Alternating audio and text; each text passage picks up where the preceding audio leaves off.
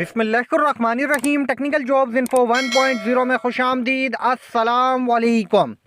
Sindh government में भाई सरकारी नौकरियों के लिए जिन उम्मीदवारों ने ग्रेड 1 से लेके ग्रेड 15 तक की असामियों के लिए अप्लाई किया हुआ था भाई, कुछ भर्तियां ऐसी थी जो एसटीएस टेस्टिंग सर्विस के थ्रू थी, कुछ ये इस तरह की कि भाई वो जो ओपन मेरिट पे थी, मतलब ओपन एडवर्टाइजमेंट पे थी।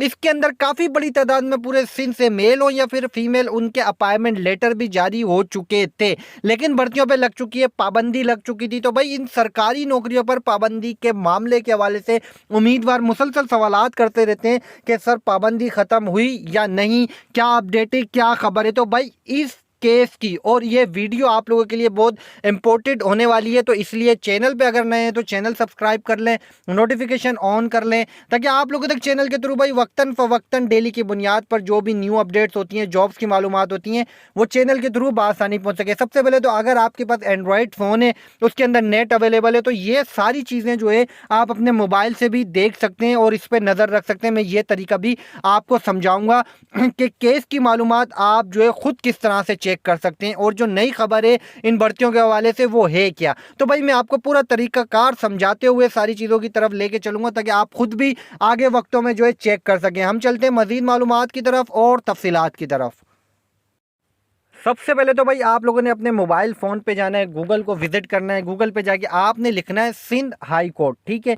सिंध हाई कोर्ट लिखेंगे तो आपके सामने सिंध हाई कोर्ट की ऑफिशियल वेबसाइट ओपन होगी, ठीक है। यहाँ पे जो है आपने सर्च करना है सिंध हाई कोर्ट। यहाँ पे मैंने सर्च कर लिया है सिंध हाई कोर्ट की, देखें ऑफिशियल वेबसाइट आपके सामने। मैं इस मेन जो फेज़ है इस पर क्लिक करूँगा, ठीक है। क्लिक करा, यहाँ पर देखें आपके सामने हाई कोर्ट ऑफ सिंध की ऑफिशियल वेबसाइट आ गई। अब आप लोगों ने करना क्या है, सारी चीज़ें समझते जाना है।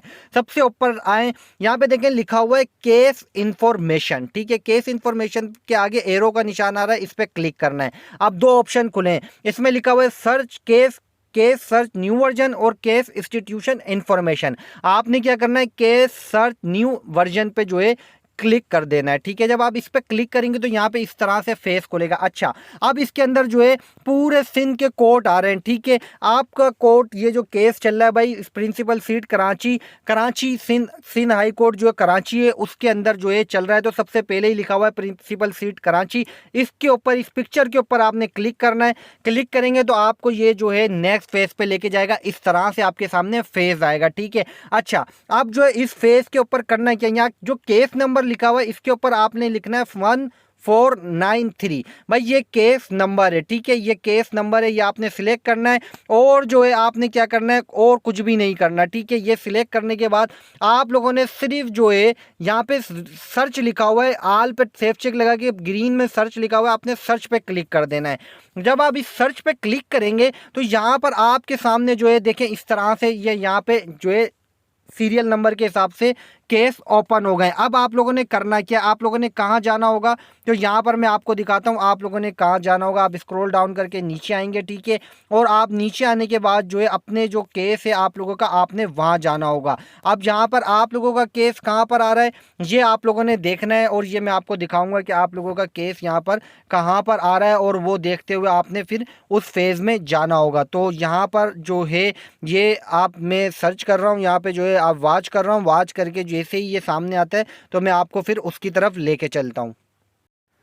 अच्छा भाई, यहाँ पर जो है आप लोगों ने जब केस नंबर 1493 लिखना है तो उसके बाद केस ईयर भी लाजमी लिखना है, ठीक है। ये केस ईयर लिख दिया मैंने, ठीक है।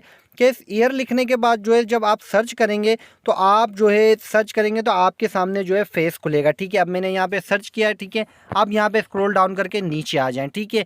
अब जब आप नीचे आएंगे तो यहाँ पे देखें सूट 1493 2023 448604, ठीक है। Muttahida Qaumi Movement Pakistan versus province of Sindh and others, ठीक है। उसी के सामने जो है आपने आना है, यहाँ पे देखें व्यू लिखा हुआ है, ठीक है। व्यू पे आपने क्लिक करना है। जब आप व्यू पे क्लिक करेंगे तो भाई इस केस की मुकम्मल डिटेल आपके सामने ओपन हो जाएगी। अब यहाँ पे देखें केस लिखा हुआ है, सूट लिखा हुआ है, सिंगल स्क्रॉल डाउन करके नीचे आएंगे। अब इसकी पूरी हिस्ट्री आ रही है, क्या ये सेक्शन केस इन्फॉर्मेशन है भाई, ठीक है। अब मैं इसके अंदर जो है आप लोगों को मोटी मोटी चीज़ें जो आपको समझानी है वो समझा दूंगा, ठीक है। आप ये खुद भी जो है डेली बेसिस पे चेक कर सकते हैं, या जिस दिन हियरिंग होती है उसके बाद जो है शाम में आप या दोपहर में जब ये क्लोज होती है तो ऑटोमेटिक ये वेबसाइट पे इसकी डिटेल आ जाती है।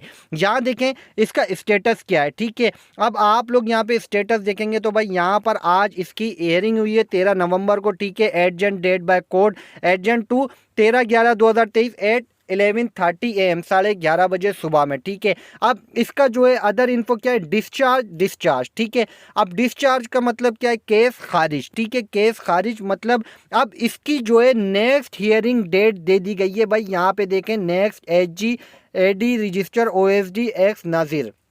ठीक है, 23 नवंबर 2023 की इसको नेक्स्ट डेट मिली है और जो है अब इसकी दोबारा नेक्स्ट जो है 23 नवंबर को हियरिंग होगी। अभी इसके ऊपर किसी किस्म का कोई डिसीजन नहीं लिया गया, अभी इसके ऊपर सिर्फ जो है दलाइल चल रहे हैं और कुछ मामला चल रहे हैं। उम्मीद करता हूँ आपको सारी चीज़ें समझ में आई होंगी भाई, मुकम्मल तरीक़ाकार समझ में आया होगा। इसके अंदर सारा जो है डिटेल आपको मिलेगी, इसके अंदर जो है नेक्स्ट हियरिंग डिटेल मिलेगी, इसके अंदर जो है आपको जज का नाम, जो हियरिंग सुन रहे हैं, सारी चीज़ें इसके अंदर आपको मिलेगी। आप ये खुद भी चेक कर सकते हैं और यहाँ पर फिलहाल जो है नेक्स्ट डेट मिली है, अदरवाइज अभी इसका कोई फैसला नहीं हुआ है। यहाँ पे देख लें, केस ऊपर सबसे ऊपर लिखा हुआ है अभी पेंडिंग में है। चैनल पर रखनी है नज़र, मजीद न्यू इन्फॉर्मेशन न्यू मालूमात के साथ आऊँगा दोबारा। जब तक के लिए आप सबसे चाहूँगा इजाज़त। अल्लाह हाफिज़।